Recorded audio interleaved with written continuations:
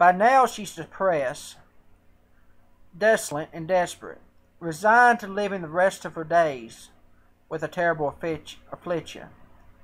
But then she hears about Jesus. He comes to her town. He's healed others. He can heal her. She rushes to the center of the town, hoping she can catch him. But then she stops short when she sees that Jesus is surrounded by a crowd of people, making their way from her and towards the center of the town. The throng of people around Jesus would be bad enough in order to get close to him. She'd have to touch him, forcing her uncleanness on them. But frankly, at this point, she was beyond caring about that. She lived too long this way. And she senses that this may be one chance to be healed if she can get to him. But as she makes, she overhears the people talking about Jesus' ministry. Jairus' daughter is near death, and Jesus is making his way to his home to deal with her illness. In dismay, she realizes Jairus is the ruler of the synagogue and a man of great importance. He's somebody. She's not. She'll never get Jesus' attention now. But she's desperate. She must get to Jesus. And in a moment of inspiration and desperation, it occurs to her, this man, this Jesus, is a great healer. Maybe if I could but just touch the hem of his garment. Maybe if she could quietly make her way through the crowd and touch.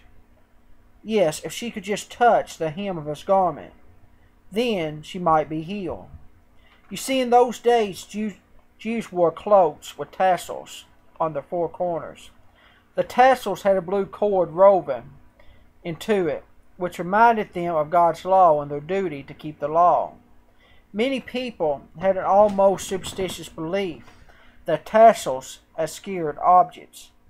It's the only thing that seems to explain the fact that she sought to touch the hem of his garment. So she slowly makes her way through the crowd. Nobody pays much attention to her. Perhaps she pulled down close to her face to avoid being recognized as the unclean woman. Some are probably annoyed by being pushed aside by one more woman in the crowd. And at last she's close. She hears Jesus and Jairus talking. Quickly she kneels before and brushes her head against the tassel. And immediately she feels a change in her body. It's like a tingling sensation, a warmth that courses through her body. And she knows she's been healed. If you've been healed tonight, you're going to know that you've truly been healed. But now she moves away before anyone recognizes her and condemns her for having touched them and making them unclean.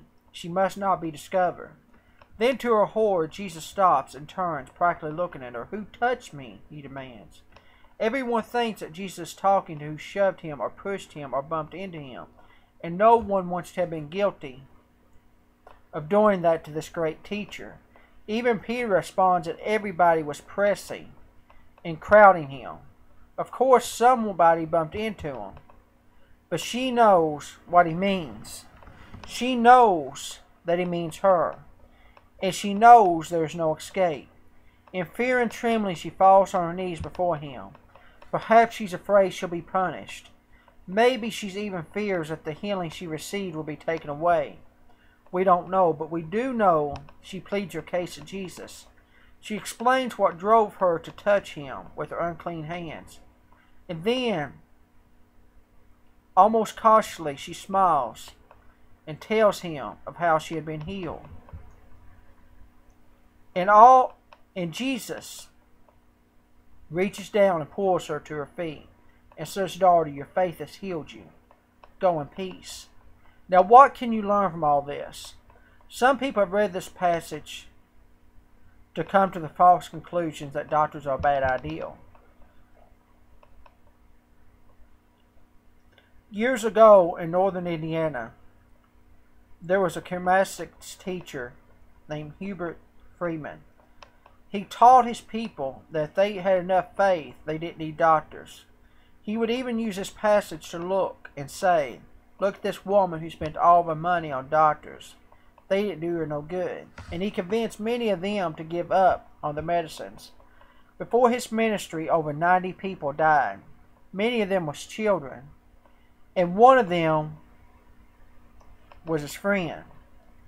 Freeman himself died of pneumonia and heart failure, complicated by an ulcerated leg. His faith healing doctors did him no good. Healing doctrines. It's good to have faith. It's good to believe in healing. But also sometimes we need the doctors. There is nothing wrong with going to a doctor.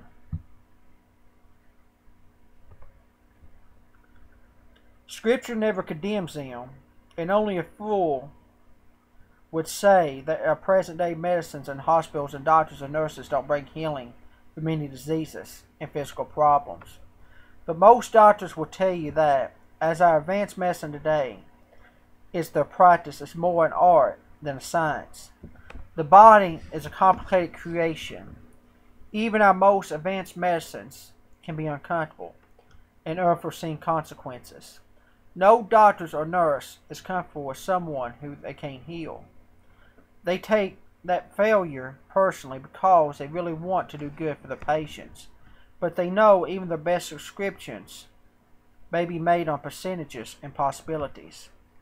But we serve a God that works miracles if we just trust in Him tonight.